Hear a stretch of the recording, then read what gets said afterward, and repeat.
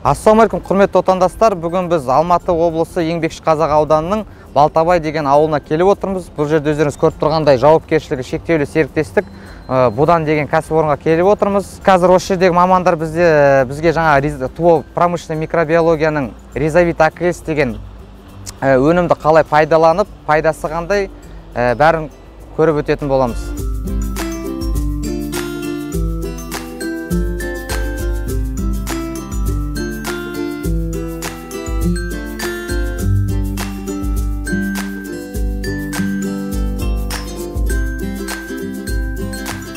Маловодный учаскесінің бас агрономы Бизақ Орынтай аға, осы Ризавит АКС өнімін қалай қолданасыздар, соны пайдасы туралы айтып өтсеңіз. Осы Ризавит АКС-ті қолданғалы бері, жаңағы біздің өнімділігіміз 30-40% артып келеді. Оған біздің көзіміз жетіп отыр. Жаңағы бұның өзі қолданылуы өте қарапайым. Әр гектарға 200 грамм.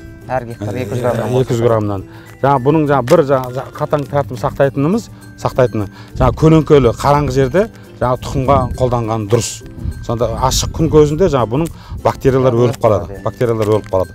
Сондықтан сіздерді президентімізден бастап отандық өнімдерді қолдау көрсетейік деп осыдан 5 жылғы бұрын несінде жолдауында да атап өтілген ғой. Сондықтан сіздерді осы отандық тұқым Ризавитті қолдануға үгіттеймін, шақырамын. Ризавитке біз өзіміз Будан шаруашылығы ризамыз.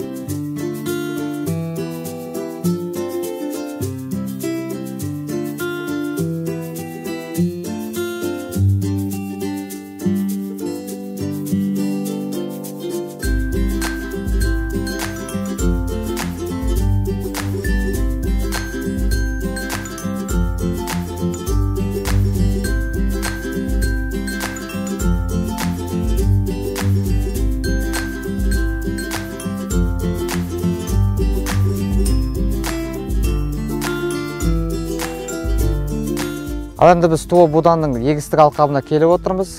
Осы жерге қазір соя егіледі. Соны егер алдында Ризавит АКС-ті қалай қолданып, егетінін көрсетіп өтетін боламыз. Бұл жерде өздеріңіз көріп тұрғандай Ризавит АКС-тің сұйық және ұнтақ түрі бар. Сұйық түрі 5 литрлігі және 1 литрлігі бар. Одан кейін ұнтақ тестігі 500 грамм келеді. Енді ТУО промышленный микробиологияның маманы Ғайни Қылышбековна, сіз өзіңіз қазір процесс қалай болады, соны бір түсіндіріп өтсеңіздер. Өте жақсы. Ал енді мынау процессті біздің препаратпен себер алдында ғана өңдейді. Препаратымыз қазір біз сұйық тәрізді препаратты қолданамыз. Қолданар алдында жаңа бутылканы шайқаңыз. Шайқаңыз, болды. Енді осыдан 250. Қазіргі мынау біз өңдейін деп жатқанымыз 1 гектарға 100 килограмм. 100 килограмм тұқымға арналған. 250 миллилитрді аласыз.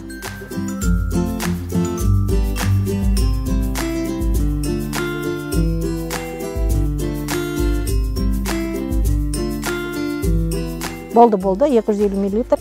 Соны шелекке құясыз. Енді су құйыңыз үстінен 300 миллилитрдан бастай, қазір 300 миллилитр.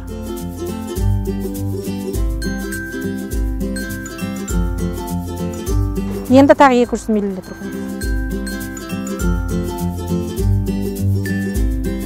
Болды. Енді араластырып жеріңіз. Жақсылап тұрып. Қолмен емес, шайқап жеріңіз ведроны, солай. Шайқап.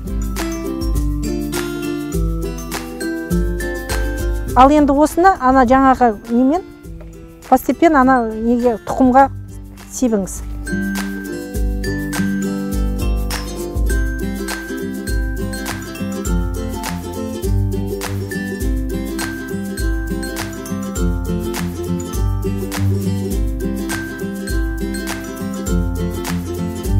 Енді жақсы тұрап тұрып араластырыңыз. Жоғары көтеріңіз жоғары. Енді жақсылап тұрып араластырыңыз.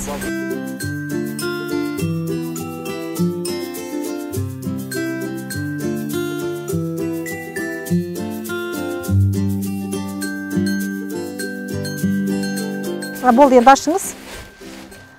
Қарап көріңіз. Тұқым барлығына тұқым влажный болу керек. Жаңағы не болмау керек. Қатты сулы болмау керек, влажный болу керек. Әрбір тұқым түгел препаратпен обработканы болу керек. Өңделген болу керек. Осы препаратты уже өңделгеннен кейін бір 10-15 минуттан кейін уже сеялкаға салып ары қарай себе беруге болады.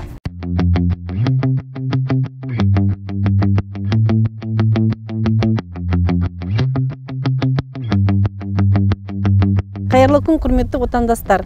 Біз бүгін Алматы облысы Еңбекші Қазақ ауданы Балтабай ауылындағы Будан компаниясына келіп отырмыз. Бұл компанияға келіп отырған себебі Қазақстанда өндірілген ой күшімен жасалған өндірістік микробиология компаниясының Ризавит өнімі осы алқапта қолданған. Соның қазір соя дақылын жинау кезі болып жатыр. Соны қазіргі өнім қандай өнім алып атқанын көрейік деп келіп отырмыз. Ал енді бұл компанияға біз көктем кезінде келгенбіз. Біздің жаңағы Ризавит препаратын осы алқапта қолданған. Сондықтан енді қазір ең соңғы этап өнімді жинастырып жатырмыз. Ал енді осы компанияның, осы бөлімнің басшысы Орынтай сізге, мырза сізге сөз берсек, мынау тұрған алқапта мынау қандай сорт? Содан кейін жаңағы биыл өзіңізге мәлім қуаңшылық заман болды. Өте су тапшылығы болды. Содан кейін жаңа сіздер жинай бастаған кезде осы ноябрь айында, қараша айында кенеттен қар жауып температура төмендеп кетті. Соған қарамастан қазір жиын терім болып жатыр. Сол жайлы бір-екі ауыз сөз айтып кетсеңіздер, біздің препараттың, жаңа Ризавит препаратының көмегі болды ма? Мына жерде неше гектар жер, соны айтып өтсеңіз. Дұрыс айтасыз. Көктемнен бері біз сіздермен жұмыс істеп келе жатырмыз. Бұған дейін де бірнеше жыл қатарынан жұмыс істеп жатырмыз. Жаңағы Ризавитті қолдандық біз көктемде. Жаңағы мына жерде қазір біз егін жүру алқабында отырмыз, 30 гектар. Қазіргі түсім жаман емес, 15-18 центнердің айналасында айналып жатыр, әр гектарға шаққанда. Жаңағы биылғы жаз өздеріңіз білесіздер, сәл қуаңшыл болды. Кішкене мынау үлкен Алматы каналынан судың кішкене аз мөлшерде бөлінуіне байланысты сәл кешігулер болды. Сонда да қарамастан жігіттердің жұмыс істеуінің арқасында осындай өнімге қол жеткізіп отырмыз. Мынау сорт қандай сорт? Мына біздің қазір сіздерге көрсетіп баяндап атқанымыз бұл Нена Р Супер Элита дейді. Бұл өзімізде жаңағы осы будан жауапкершілік шектеулі серіктестігінде өндірілген, дайындалған тұқым. Енді біздің жаңағы осындай қуаңшылық кезде жаңағы Ризавит препаратының көмегі болды ма?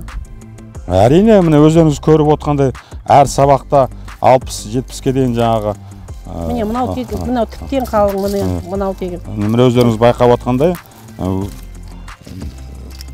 өнімнің беру өте жақсы. Былай қуаныш биылғы жылғымен салыстырғанда қуанышылығында өте жақсы деуге болады, жаман емес. Жақсы. Жарайды, онда қазір енді көреміз ғой, комбайн қалай жинап атқанын. Бұл енді қазір мынау сіздерге сатылуға товарный дейді, жаңағы тұқымдық дейді. Бұл тұқымға дайындалды. Тұқымдыққа, шаруа қожақтарына сатуға және өзімізге алып қаламыз осыдан міне. Жаңа айтып өткенде Нена Р Супер Элита мынау. Ал бүгін қарашаның 12-ші жұлдызы 2021 жыл. Біз мысалы осы Еңбекші Қазақ ауданының Түрген ауылында болдық. Сентябрь айында олар жинап үлгерді. Жинап уже пісіп жетілді деп жинап жатты. А сіздер неліктен мынау кеш жиналып жатыр? Біз ең бірінші біз жаңағы бұл Нена Р Элита тұқымын осы алқапқа 25 майда септік.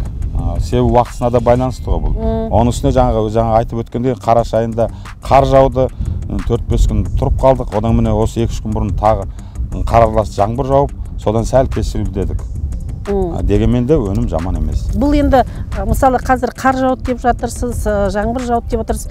Сол не ауа райының несі мынау өнімге мынау дәннің сапасына ешқандай әсері жоқ па, кері әсері болмайды? Меніңше ешқандай кері әсері болмау керек. Қазір мына ненің тұқымның өзін қазір ашып көрсеңіздер, сол күйі жаңағы ешқандай жарылмаған. Меніңше жаңағы схожесть дейді ғой, жаңағы сапалы шығу несі жойылмаған деп есептеуге де болады. Қазір мына комбайннан мына көлікке түскен кезде өздеріңіз көресіз, ешқандай жарылып, сынып атқан тұқым жоқ. Өте жақсы онда. Бұның ішінде жаңағы ризовиттің де әсері бар ма дейміз.